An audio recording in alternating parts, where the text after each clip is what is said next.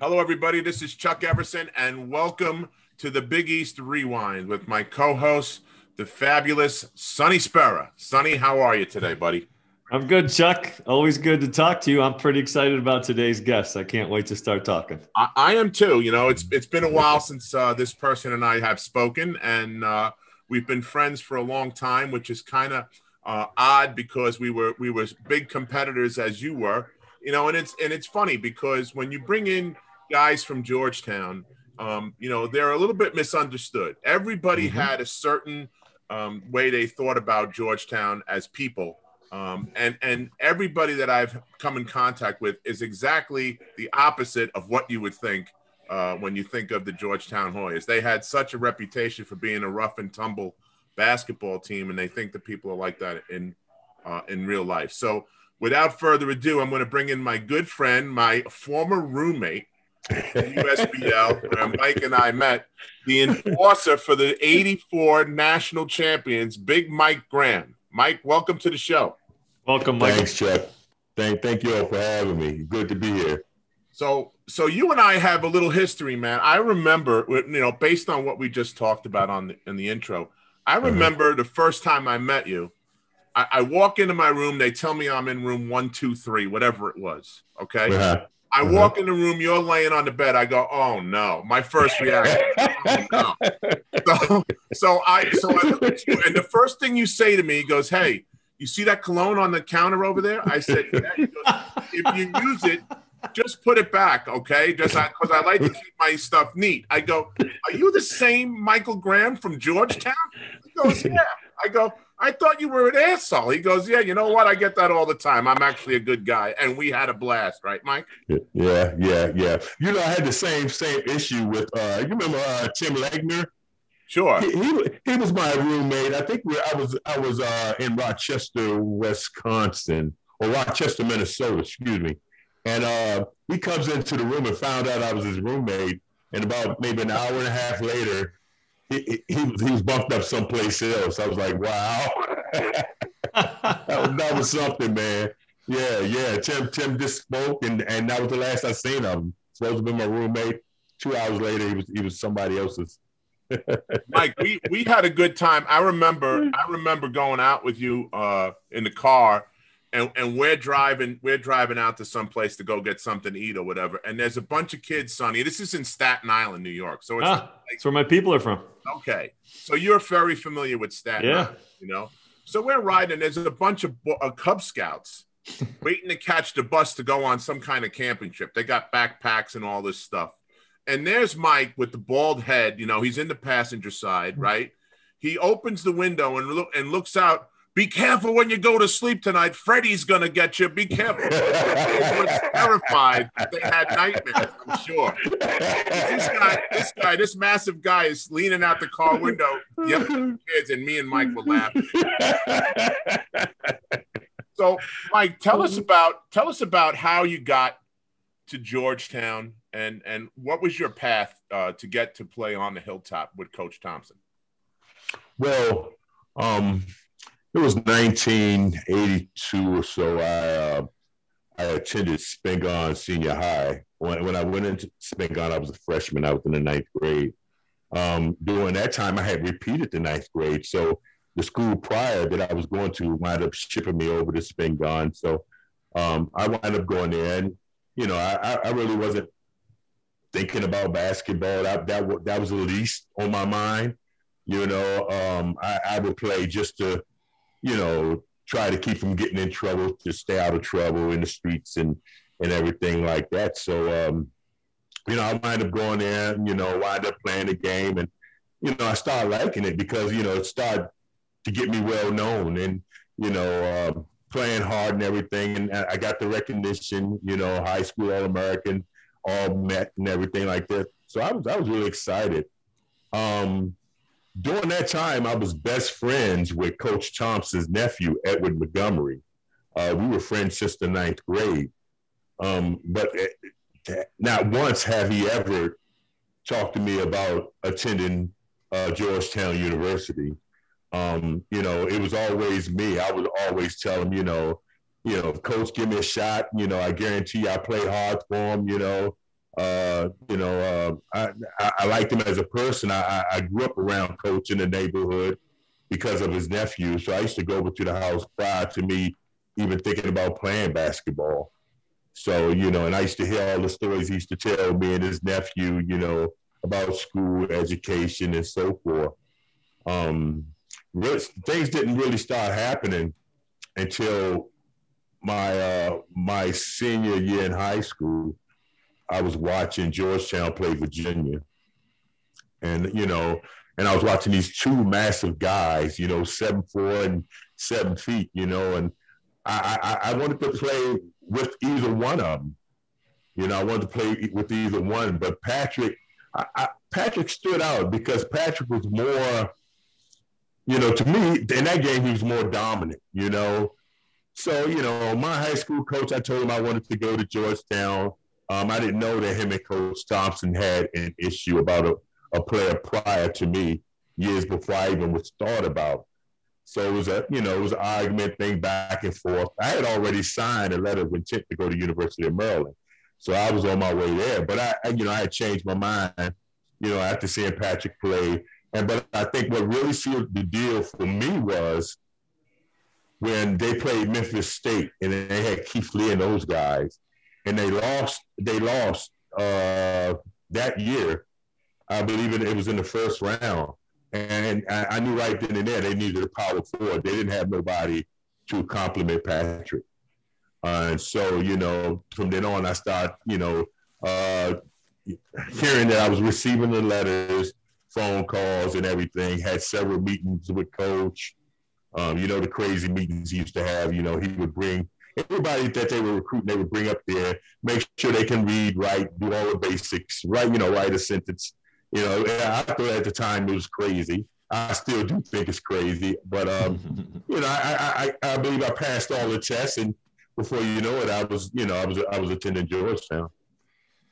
Now, when you went in, Michael, you went in right in that power four spot, because when we spoke to Billy, he said the same thing you had implied, that he was playing out of position, in that power forward spot. He was undersized. So when you're coming in, right, so Billy's a sophomore, you're coming in, you have a phenomenal class that you're coming in with, but expectations are that you're going to fill this role. Did that seem to happen freshman year? Because, it sounds like Coach Thompson had a very unique way of dealing with each guy. Talk about that a little bit. Yeah, he did. And he did bring me in to fill that role, because my thing was just, I was known as a fierce rebounder and dunker. I couldn't shoot a free throw. I couldn't throw a rock in the ocean, if I was a jump shot. So, anybody could tell you. My thing was, rebounding, hustling, and, I always say I was Dennis Rodman before Dennis Rodman. But that was my forte. In high school, I was like 22 boards a game. So that was my strength. And I know that's what they needed. So what they did when they brought our class in during the summer league there, they had put me, Patrick, and Reggie on the same team. And that was our front court. And we just ran through the league like it wasn't nothing. If Patrick wasn't getting it coming off one side, I would get it coming off the other. So, teams didn't have a chance. So I believe he knew what he had, but, as he did with all his freshmen, when they came in, he would really play them sparingly. The only person he probably didn't play like that was Patrick coming in as a freshman. Right. So, yeah. So Mike, your first year was that the '84 season was your first year, or were you in the year before?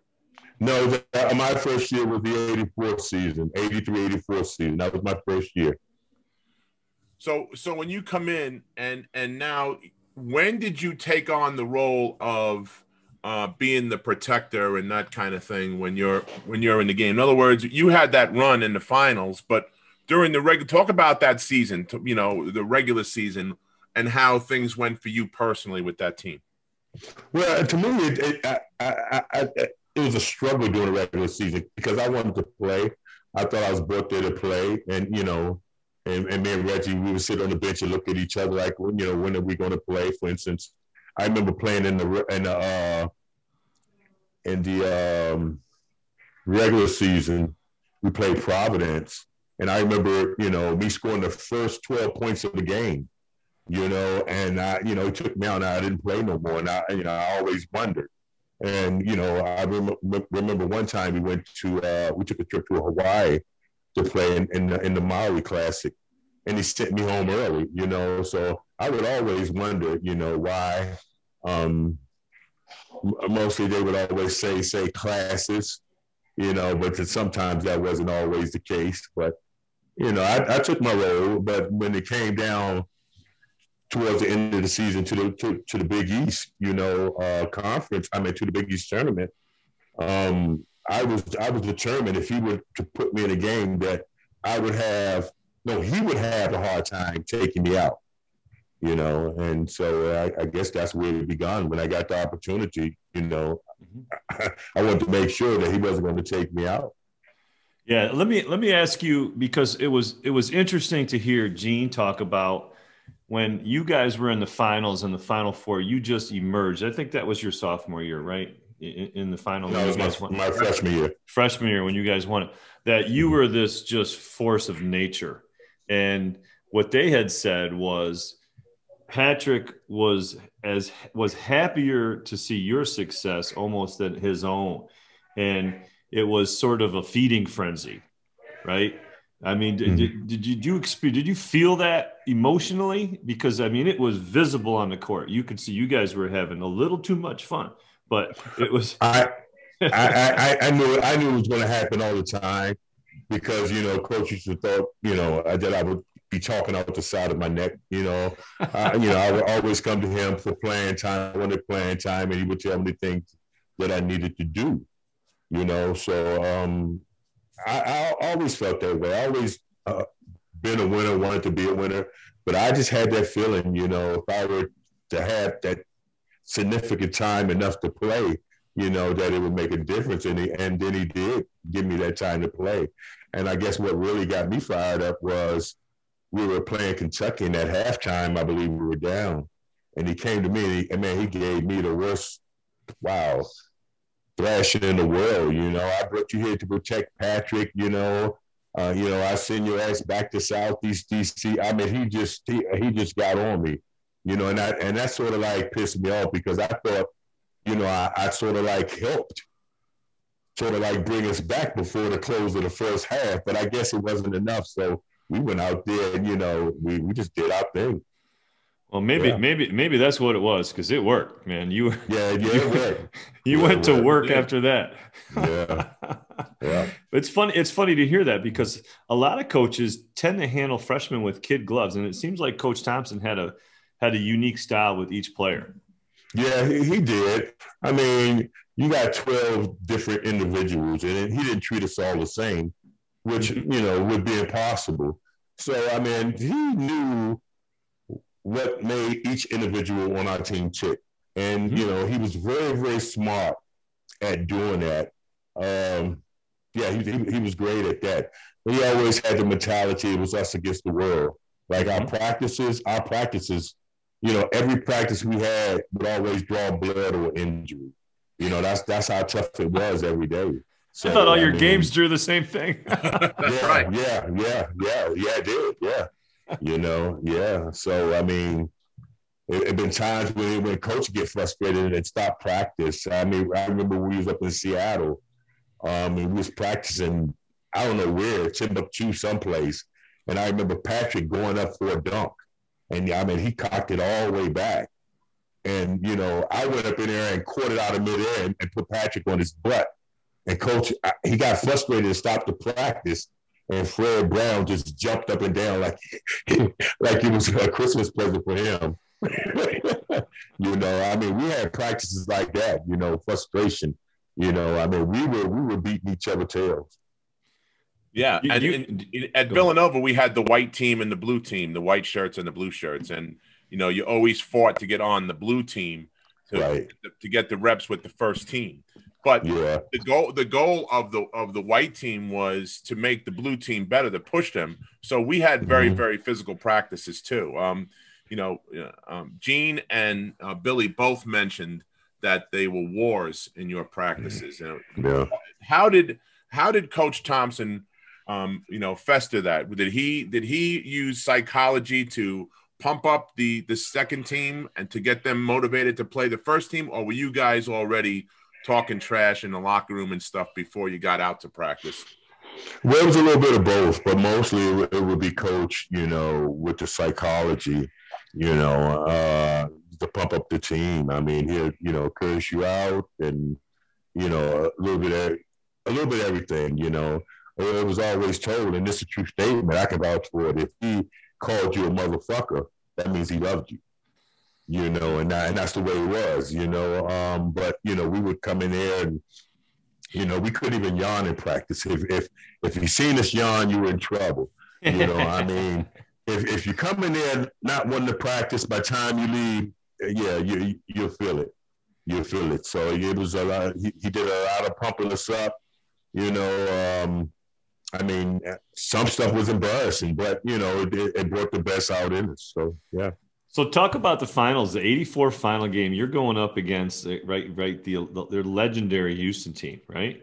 So they have Olajuwon and Patrick, right? And they also had a tremendous supporting cast. Now, was that any part of, hey, Michael, you are going to have a huge role here because you and Patrick are going to dominate? I mean, was that at all, or was it just, hey, let's just bring it Georgetown way? What was the talk about matchup in that game? The talk about you're going to laugh at this, Chuck. But the night before, I got homesick. And I cried like a baby.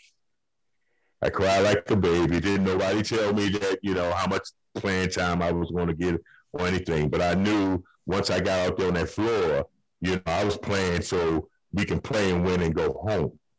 That was the thing. Everybody said, well, I see you pointing at Patrick down court. The reason I was pointing at Patrick down court because I was saying, let's go home. That's what I said, let's go home. Well, you must have really wanted to go home because you played your ass off that day. Yeah, I did. But see, I also knew before the game, we was in the warm-up line, right? And I noticed the whole team except Olajuwon was looking at me laughing. And as they looking at me laughing, I already knew we had the game. Because instead of them shooting layups and getting their body ready, they're paying attention to me and what I'm doing, and I'm just clowning around. So by the time we went into the locker room, I was telling the guys, "Look, guys, we got the game." Those guys, they were scared to death. They were. I mean, you could see it in their faces. You could see it in the faces. It's funny how you notice that, because if I'm just a straight observer, that would be my observation of the game. Yeah. They were really afraid. It was the same way with Kentucky. The second half, they were afraid. They didn't even want to come up under the boards no more. Because we made sure. Well, I know I did. Made sure when they come up under there, they were going to pay for it. They were going to feel it. Yeah, now, when you got there, Hoya paranoia was definitely percolating, right? And Gene Smith had talked about this as well. Was that something that you guys openly talked about, or was it just understood? It's like you said, it was a us against them mentality. But was there anything further? No, we didn't even think about that stuff, man. I mean, we don't even know where that stuff come from. Me personally, I always thought coach was paranoid. I always thought it came from there, especially when we played Syracuse. I mean, you see him with a quart of milk, oh man, before the game, he used to talk about pearls. So yeah, so that's where the paranoid, I think the paranoid came from coach. Well, I do know that you guys made it a habit of staying an hour, 2 hours away from the site. So I'm thinking if you're playing in Seattle, maybe you were staying in Tacoma or somewhere. Yeah, some remote site. Yeah. Just like when we were playing at Madison Square Garden, we'll stay someplace like in Rye, New York. You know Rye, Yeah. Oh yeah. So, and I would always wonder why, why so far, But I guess it was just to keep the team together and make sure nobody go out. Let me ask you about that. Because we all had to go to dinner together. We all had to go to the movies together. So we did everything together when we were on the road. Let me ask you something about that. When you are staying in Rye, New York, say for example, in the Big East tournament, wasn't that really like how did it interfere with your pregame preparation, having to leave so early? And now you guys rode on a coach bus, I'm assuming, right? Because the Syracuse guys rented cars and they had 5-6 guys in a car all squeezed together. Yeah, I couldn't imagine Syracuse staying 2 hours from the venue that you're going to play in and having to ride 2 hours crunched up in a van and then get out and try and play. How did that mess with, or did it mess with your preparation for the game, like with pregame meal and stuff like that, where we would get a pregame meal and then maybe lay down for an hour or two, start getting ourselves loose, getting the bus, and we're there in 5 minutes, 10 minutes. Talk about that. We would do that early. We would do it a bit earlier, and it depends on what time the game would be played. But yeah, we got used to it because it was like everywhere we went, it was always maybe an hour and a half, 2 hours away from the playing venue. So it was something that we had to get used to, and we got used to it. We would practice in some of the coldest high school gyms, and so it was something to get used to. It was something to get used to. Yeah. So after your freshman year, right, your sophomore year, did you feel like there was now a lot of expectations and pressure on you? No, I didn't. Me personally, I had made up my mind that I wasn't going to come back my sophomore year. I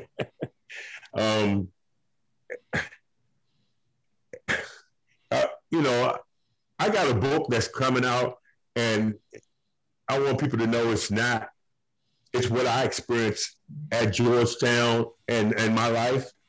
So it's nothing against Coach Thompson or the university, but it's things I experienced. And some things that I experienced, I decided that it wasn't for me. And maybe that was part of my immaturity. But I seen some things happen, and good, bad, and indifferent. People don't know that Reggie Williams had left Georgetown, at one time during midseason, because stuff happened. I felt like it was time to move on because I wasn't used to what was being thrown at me at the university. They asked me to come back and go to summer school. I did. I passed, but I told them that's okay. I went on about my business. Yeah. Now, was there a lot of pressure on you being from DC? I mean, was that added to it because the family, the friends, your circle? I mean, did that make it more difficult for you? No, not really, because I had a lot of people in my corner, and when I would do wrong, you had those people there that would correct me. So some people I didn't want to let down, and then during that time, me and my mother had gotten really, really close. So then I felt like I'm the man of the house. I got to do the right things because I got younger siblings that's looking up to me now. So, if it was any pressure, it was with that. But other than that, no, not really. I felt like that I could have went anywhere and won. Maybe not a national championship, but I felt like I could have been successful.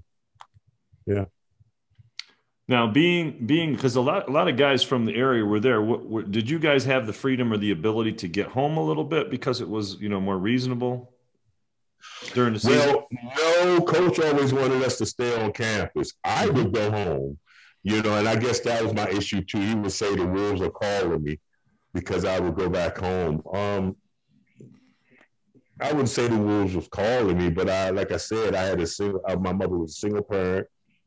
We were poor, so I had to do a lot to try to make sure that they eat too. So Coach probably wouldn't have understood that. He always said they called me home in Southeast to do this, that, and the other. But that wasn't always the case. I was just trying to take care of my family and go to school at the same time. See, they didn't even know that I was working as a busboy at a restaurant, which probably I wasn't supposed to do, but I was working as a busboy at a flagship restaurant in Washington, D.C. on the water. So, yeah. Mike, you mentioned the book and you mentioned that everything wasn't exactly rosy with Coach all the time. Talk about your relationship with him as you were in high school and him talking to you, and from that through your first year at Georgetown, you know, what were some of the things that he did to kind of help you get over some of the stuff that freshmen go through? You know, the homesickness, the feeling of maybe you felt like you didn't belong there. Did he tell you anything about, you know, not only just protecting Patrick, but being as kind of like, to use the word enforcer or whatever you want to call it, where you were the tough guy on their team? Did he talk to you about how important that role was, and what did he say to you to get you? No, he didn't talk to me about it. That's just what I just brought to the team. I mean, I had more of a relationship when I got to Georgetown with the assistant coaches, especially Coach Mike Riley.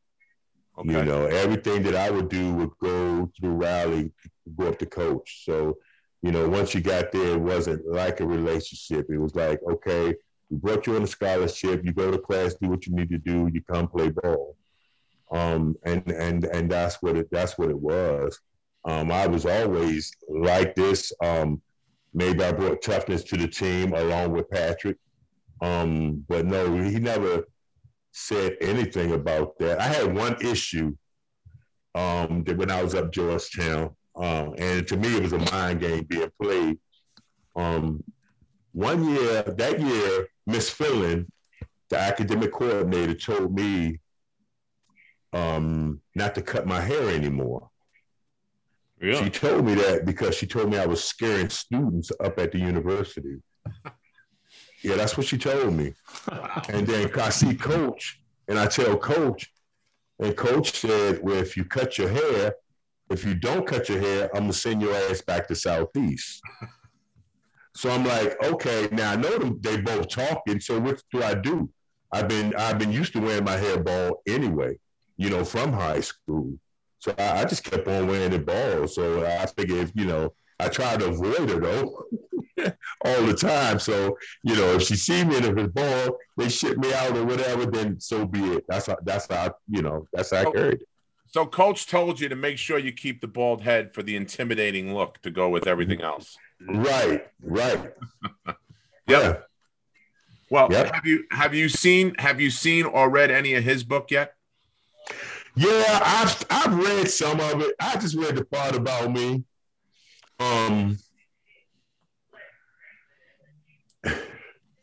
Some good stuff, except the part where he walked in my house because Coach never visited my house. It was always Mike Riley. Okay. And number two, I live in National Capital Housing, so electricity is free. Okay. So and then the other part was when he said somebody didn't want me at the university. Well, that wasn't true. I left on my own. And people always think it was the grades, this, that, and the other. Yeah, I stopped doing the work when I got home from the championship because my plan was to leave. You know, nothing against Coach. You know, and I told him I wanted to leave, you know, even after the game. But he always said I wasn't ready yet. After that game, that Seattle game, I was supposed to have an interview with Good Morning America, but they stopped it. You know, and I never was told the reason why, but it was fine. You know, I thought maybe he was, you know, he's protecting me, you know, which was fine. You know, I was fine with it, but yeah, I don't know. The only regret I have, I thank Georgetown and I thank Coach and I love him and I would still run through that brick wall for him. But you know, the only thing I regret is not staying there 1 year to kick Chuck in my ass, and then I would have left. I would have been on the left, and then I would have been okay. Hey, Mike. I was waiting if you were going to bring that. That's good. Oh,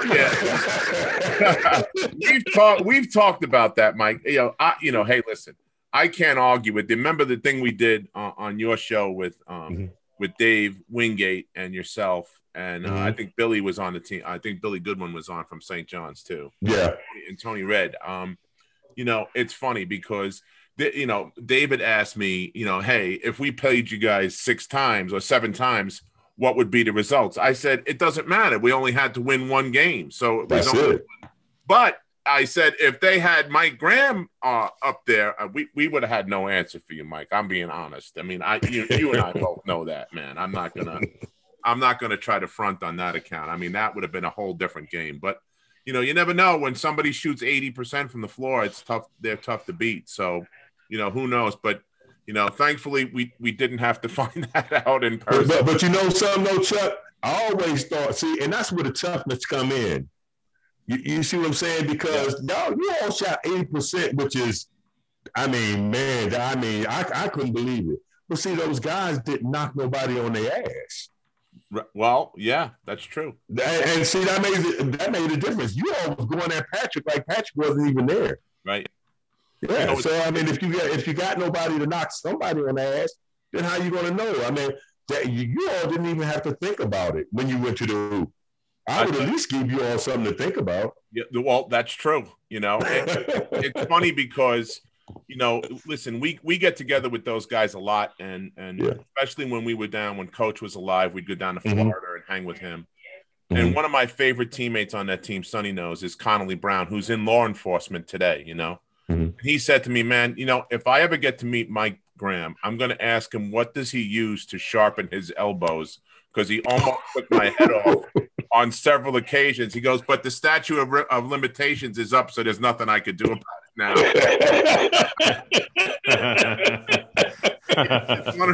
It's one of those things. And listen, your reputation precedes you and stuff, and we speak about you fondly when we get together.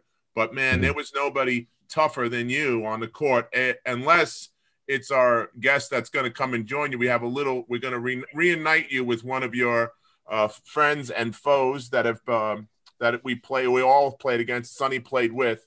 Andre Hawkins from Syracuse is here with us, and we'd like to bring Andre in now at this time. Nick, could you bring Andre in?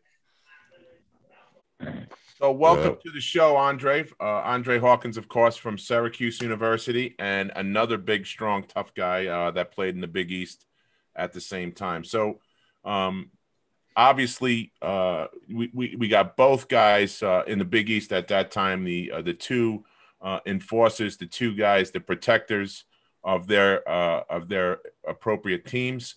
And guys, talk about, before we get into 84 and all that stuff, talk about the physicality of the league at that time in the 80s like that. Talk about how physical it was.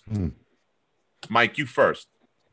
Well, the Big East, to me, back then, it was very physical. I mean, it was, man, you had to bring your hard hat, your lunch pail, and everything else.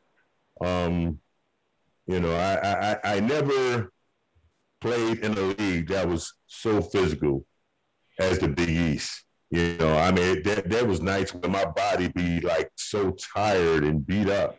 It was really physical there. So if you saw a guard cutting through the lane, he didn't go through untouched, right?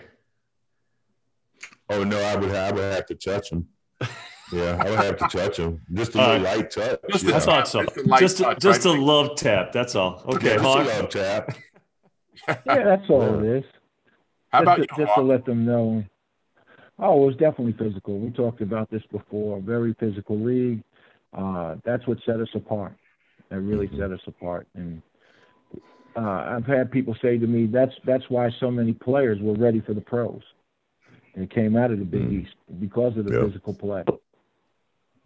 What was your mindset, Andre? Like when you are now the protector of the rim and your fellow teammates, what's your mindset going into a game like that? Are you looking for, some action underneath, or is it something that if it comes your way, I'll accommodate somebody? It's more that we, us Orange men, we never started anything.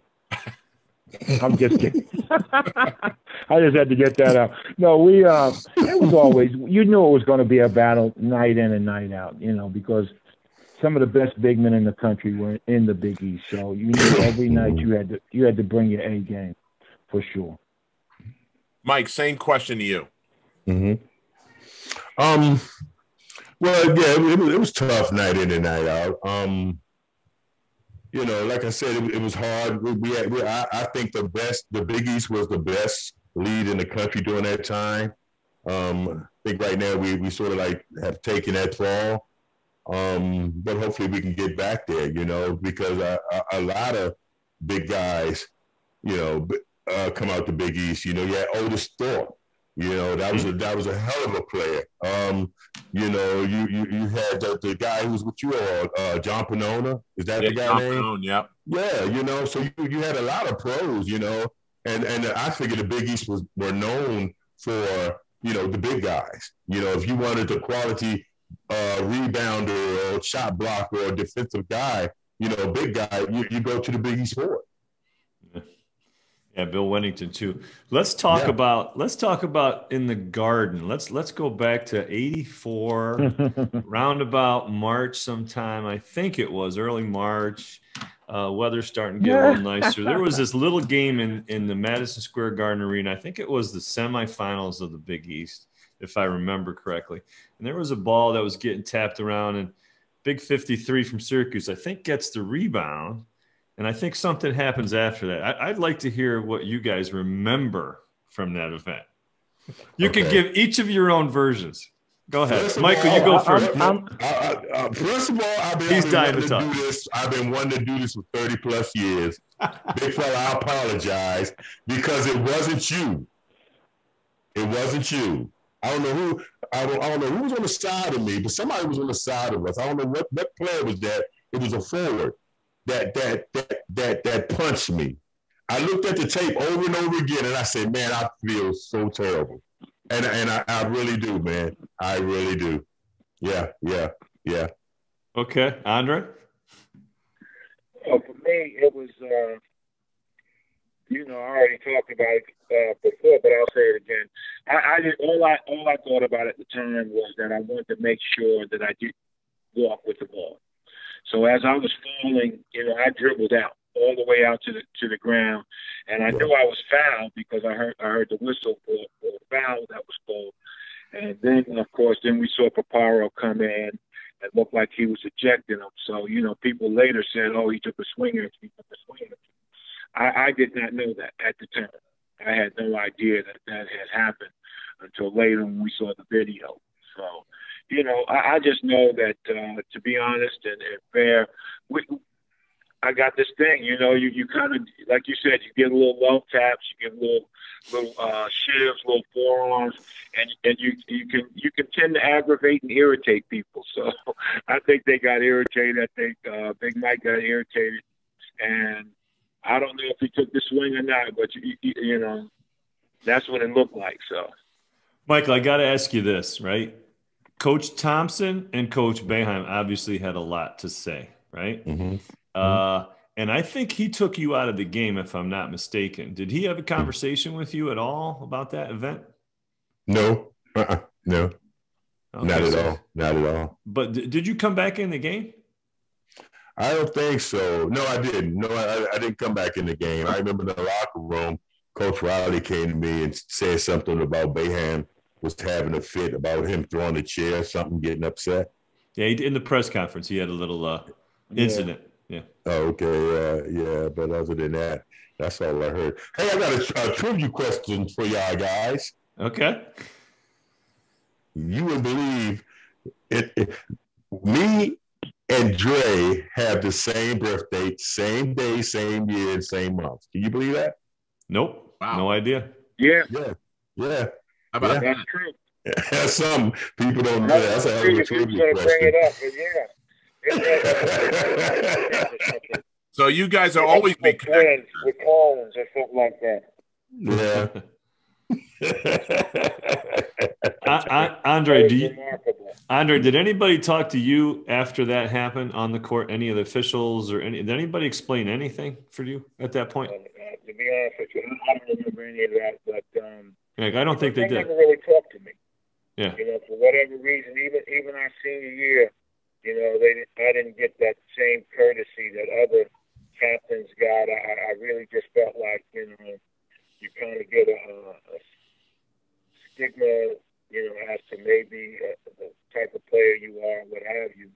And but yeah, I didn't really get that same feel. But when that happened, I just know, there's been a couple of times when Paparo had come over and said, yeah, we made the bad call, or the wrong call at the time. And he said he didn't. I think it was Joe. I want to say Jody, but I can't remember the actual the Jody's head told ref history, that yeah. night. But he let him overrule him. And he's never let him overrule him before, especially when there was a foul or something against us. So, for that to have happened at that time, come on, we're talking about 30-plus years ago, so it's under the bridge for sure. Right. Well, well, I remember that it took the refs got together and it was a long delay. It was almost like a replay delay, right? Even though there was no replay, but it was a long interruption. So if there was any momentum, it definitely was either killed or restarted again, and it was a definite battle. And I think the game went in overtime, didn't it? Yeah, I believe it did. At the time, I remember us being up 5. And then, I think I hit my free throws. We would have got 2 more free throws because of the technical.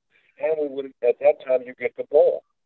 Not a possession change with whoever the technical. So, in all intents and purposes, that game was pretty close to being over. Mm-hmm. So, it definitely stings. It hurts. But, it's what was done, at the time. Now, we met during the year, right? And I think, Michael, this is your freshman year. I think your role in our 2 games up to that point had changed significantly, I think, between one and the other. And like you said, it was a little bit erratic. Andre, do you remember prepping for Georgetown games? Because that was the year, I think, Pearl hits the buzzer beater at the elbow with Michael Jackson on him at our home game. And then I think we went to Landover and got waxed. But I remember, but do you remember, like, when we were prepping? I don't, Michael's role and Billy Martin's role. I know it changed for Michael in both games. Do you remember those events at all? No, not really. Yeah. That's. No, I don't either. Situations. I think you were just coming into your role, Michael, and I think the second time we played you at our place first and your place second, and I think at that point you had really come on and established a presence in the lineup, and your role was starting to really become more clear. Yeah, Mike, were those games between Syracuse and Georgetown talked about behind closed doors, like? Okay, it's a big rivalry. Everybody, the press and everybody, made it out to be the Yankees and the Red Sox or things like that. It was like a huge rivalry in the Big East. In the Requiem for the Big East at 30 for 30, they really emphasized that rivalry. Was that talked about amongst the guys or with Coach? It was talked about amongst Coach. Coach. He would bring back the days that they shut down Manley Fieldhouse and, tell us stories about that and tell us stories about marbles being thrown on the floor. I think Patrick's freshman year or something. But like I said, me and Reggie, we were just happy to be at a university just playing, right. So we really didn't know the significance of it until we got out there in the Orange Dome, in the Carrier Dome, and seeing all those people. I never seen so many people before in my life. Oh, I know. Never. Yeah, never. So that was something, man. That was really something. And Sonny, how about from your? I'm sorry, Mike. Go ahead. I'm sorry. Go ahead. No, go ahead. Finish up. I'm sorry. No. And I was just thinking about how Coach used to be before we played Syracuse, and know that he has to try to contain Pearl Washington. I mean, I me personally, I didn't think Coach slept the night before. Yeah, because he used to have a fit about Pearl, man. I mean, that's one guy that I think he was really afraid of, Pearl Washington. Andre, what was our feeling like? What were we told? We're just going to ask that. Perfect. Well, I have a question first. I want to know, and I've been wanting to know this for years. Did you guys take a bounty out on my head? Because every one of you, the new big men, every year, I don't know if he was trying to make his bones or get a reputation or what. But, as I told you before, when a Grady McKean all of a sudden is trying to be a tough guy. You know, it was just kind of. Yeah, oh my God, Grady Mateen. He tried to play. He tried. Y'all must have pumped him up or something. I don't know, but he thought he was a tough guy for about a half a minute, you know, and everything. But no, we knew. Oh, you know, Coach was always intense. I think he was intense with every game, but definitely the Georgetown game meant we already knew. We knew what it meant. You know, we knew the background, we knew the history, and for us, you know, you didn't have to tell us that this is an important game. Oh, it's always an important game.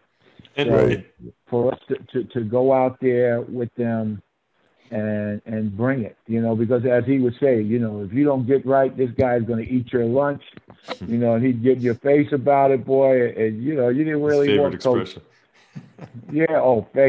Favorite expression.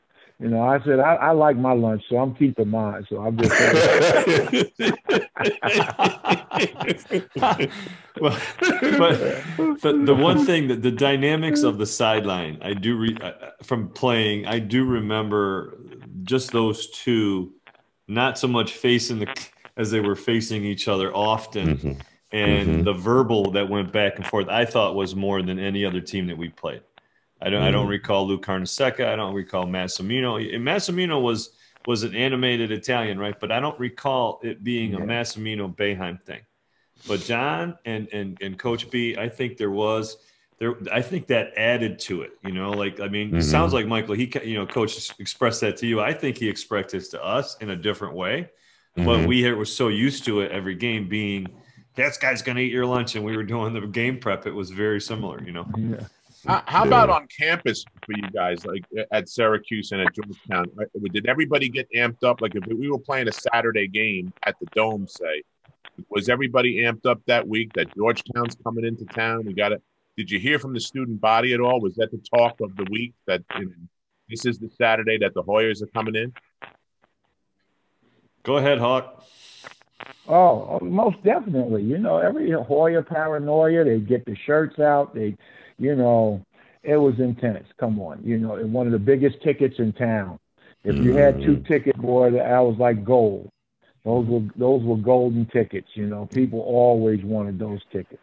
That's where we broke attendance records. Yeah, what was it, 26,000? We got up to 31, 32. Yeah, good Lord. You know, when you see people sitting up top with TVs, you know, they're up there with little portable TVs.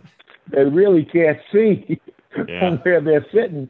And they're like, you know, I thought that was just, we were out in the shoot around. The guy's up there, he brought a little portable TV. He was going to pick up the game and be able to watch it, you know, get replays and everything way up there. You all had attendance like better than some NBA teams. I mean, that was a huge dome. Yeah. Well, for those games though, they sold what they called extended range or limited view. Oh yeah. Oh. So picture the court is in the end zone, right? And there's people sitting on the opposite end zone, and they pulled the curtain back so they could have a peek at the court. And there wasn't even a big screen to watch. And Andre's right. I mean, I don't know. I mean, they were drinking a lot of dome foams. There's no question. But I don't think they could see too much of the game. Wow. That was fun. How about on the hilltop, Mike? What was the buzz about, you know, when Syracuse was coming to the Cap Center to play you guys? Oh man, it was crazy. I mean, it was crazy. It was like party all week. You know, I mean, it was like 24/7. Syracuse this, Syracuse that. You know, I mean, it was crazy. You know, that was a game. You know, against Syracuse. That I mean, if we could have Syracuse our whole Big East schedule, it would be fine with the fans because they love the game. They love they love that rivalry. So safe to say it wasn't just another night in the Big East when you two guys got together. It was. Oh no! It was like Ali Frazier kind of thing, right? No, without a doubt, man. That was something different. That was something different. That every time we met up, that had to have been the Big East game of the week. Either Georgetown, Syracuse, Georgetown, St. John's, or Georgetown, Villanova. Yeah. That's how it was for us too. Exactly. Yeah, exactly. Yeah. Exactly. Yeah. Sonny, why do you think that other than the comment that Coach Thompson made about closing Manley Fieldhouse, and I understand the sensitivities that went along with that for Coach Boeheim and the rest of the guys on the team, but why do you think there wasn't another? The Big East was so rough and tumble all the time, but there wasn't another rivalry that stood up against the Georgetown-Syracuse rivalry. That's the one everybody talks about. I mean, we've had tough games against both teams, Georgetown and Syracuse, St. John's as well. And, why do you think that the rivalry was so strong between those two particular Big East teams? Well, I think to me, you nailed it on the head. When you go back to Manley Fieldhouse and the winning percentage that they enjoyed there, that Syracuse enjoyed, I mean, Boeheim's first 4 years of coaching, he won 100 games, averaged 25 games, 25 games a year. So it was a comfortable place to play. And Georgetown, I don't know if Georgetown really had established himself. I know Sleepy Floyd. I know that things started to change, right? And Syracuse had the tradition, and I think it was a disappointing loss. And I think it was a little salt in the wound when Coach Thompson said that. And I think Coach B has a tremendous memory, and I think that just stuck in his craw. And that's my feeling. Andre, what's your take, man? That's my take on it. I'm going to say ditto, because definitely, he remembers. He remembers. He knows exactly. And that was intense. 57. You wanted to be 58, close it down. Then that's a serious piece of history. Now it's tainted history. It's still history, but it's kind of tainted, And then you have a man as bigger than life. We're not even talking about some little guy. We're talking about a big man. And now I don't know if it's as bad as I remember people say, yeah, I remember him shouting it at the top of his lungs. He might have just said, hey, this is officially done, Yeah. But, as far as we're concerned, he shouted it out, and we'll never forget that. You know what I mean? So that's intense. Even all these years later, I'm still getting a little charged up. but you hear that, Michael? That's our environment. And like Andre says, you assume that he took up microphone and blasted the entire Manley Fieldhouse, and it probably was a quote to a reporter walking off the court, right? But the legend builds, right? And the story is bigger than life itself. And I think that's a good point, Hawk. It's funny because he mentioned it to you guys, right? Coming in the Manley Fieldhouse closure comment, right? So it meant something in the Hoya locker room too. It is. Yeah. Yes, it's something. As a matter of fact, he has a newspaper clip in the locker room. I don't know if it's still there, but I know he always have that newspaper clip in the locker room. Yep. As an outsider to this rival, I didn't realize how deep it ran. And knowing Coach Boeheim a little bit, and from what all of his guys that I've talked to that played for him said, he does have a long memory and doesn't forget. And if things aren't going his way, he'll say something about it, whether it be a media comment or whatever. We've all seen examples of that of him in the thing, but I didn't realize just how deep the whole thing went. It's pretty interesting. Pretty interesting. So, all right. So, guys, tell us what were some, and Andre, we had talked to you a little bit about this, but Mike, what were some of your toughest guys that you had to play against during your time in the Big East with Georgetown? What were some of the guys that gave you, I had to get amped up a little bit to play against, that kind of guy? Andre, Otis Thorpe. Yeah, he was a stud. Yeah, was he? Let me see, who else?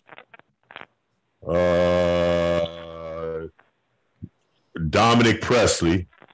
He was at BC. He was lightning fast, right? Yeah, but he had a lot of mouth.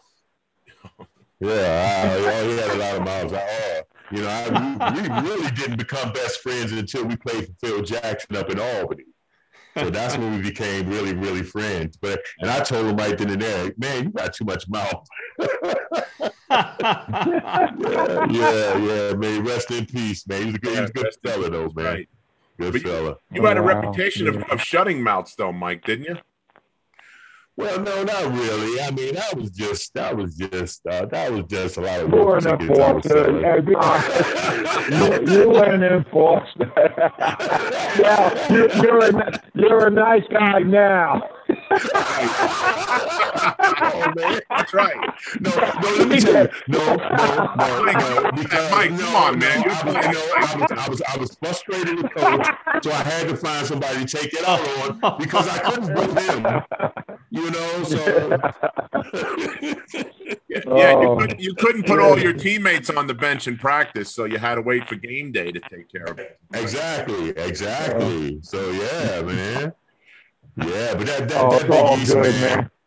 That Big East, man. That Big East was really, really tough back then. I mean, we were the conference without a doubt. You know, and I mean, if you look at the years that, you know, in the Final Fours, how many Big East teams? You know, you have about 2 or 3 Big East teams in the Final Four. You know, now it's not even like that no more. You know, and I think I'd be lucky if who you all think going to be the last Big East team that loses in the tournament? This year, you saying? Yeah, this year. The last one that will lose. You know what? Your boys are on a roll right now, so I think they are looking pretty good. Listen, they were supposed to come in last this year. You know, inspired. went through a lot of stuff last year with losing kids and stuff, and the kid Mac left and unexpectedly, and he had to deal with all that. He had like 6 or 7 scholarship players at one point last year. You know, I think he's done an awesome job. You know, and he's really he's had an interesting road to get to where he is because, first of all, he's a big like you, me, and Andre are. You know, you know, and the point guards get all the coaching spots. You know? Exactly. Quarterback, like a catcher in baseball, gets a lot of the managerial spots. You know, So I think that all of that said, he's got them peaking at the exact right time. He's got them believing in themselves, and I really think that the win over my Wildcats was a big game changer for the program. You know, to come back and to come back and beat Villanova the other day, I thought, you know, was huge for the program, and then to just dominate Creighton the way they did in that last game was scary. How well they because they found their point guard. The guy been sitting on the bench for the longest. They finally found the point guard. Yeah. They always needed a point guard. You know, they always needed a point guard, and God knows I'm glad they out of that Princeton crap. I'm so glad. Yeah. Yep. Hey, Andre, we want to remind Michael, who's sitting on the bench with Patrick. Do we want to remind him at all? Who's the assistant coach for Georgetown? Yeah, we already know. Oh, okay. I was just Lewis. I just wanted to bring it up. We already know. Just a love tap. It was just a love tap. You know what? I want to. When I see Norma, ask him, "What in the hell are you doing here?" Why are you here? No, I'm just kidding. No, I think Lewis has done a terrific job, though. Really, he has. Complimentary. He really has. So. Most definitely. Yeah. So I had posted some things. Well, some people had posted some things, and I just, you know, nothing but respect for Patrick. You know, and to be honest with you, he's done a phenomenal job. Even though Madison Square Garden didn't want to let him in. What's up with that? That's what I I heard about that. That was crazy, right? I said maybe they didn't recognize him with the mask on. That's the only thing I could figure. Wow. Yes. Got a ton of 7-footers coming through. Yeah. With coaches already. Yeah. With shoulders like this. Yeah. Yeah. Listen, he's not exactly lean and mean like he used to be. He's imposing now, but he comes in at 7'1" and whatever he weighs, I don't know, but he's a big dude. There's no doubt about that. Yeah. So what about last question, Mike? So talk about the teams that gave you guys a hard time, you know, throughout your career at Georgetown. What were some of the teams? Well, of course, it was Syracuse. It was you all at Villanova. We got you once that year, I think. Yeah. Is that the one? I think Dwight Wilbur hit a shot at the Cap Center. I think. Yes. You remember? Yes. See, he remembers. Yes. I remember that. St. John's. Chris was pretty tough. Let me see who else. That was about all. Yeah, that was well. BC. I mean, if you sleep on BC, they would get you. So yes, they would. Yeah. Yes, they would. They had a way. Yeah, it was always tough in the Big East. I mean, it's just like the NFL. I mean, any team could beat you on any given night. So you got to come with your A game. Yeah. Well, listen, guys, this has been awesome. Andre, thanks for coming on with us. Michael, we've been friends a long time. I appreciate you coming on. Not a problem. Thanks for having fun with it. That's all. Just having fun. Big East stuff. It's been a blast, man. And listen, I'm glad that I could broker the meeting between the Hoya and the Horsemen. It takes a while to bring harmony and peace together. That's the beat that we put up. Yeah. That's the beats for the peace. So best of luck with the book coming out, and best of luck with everything. Andre, you too. Thanks again, guys, for being part of the Big East Rewind today.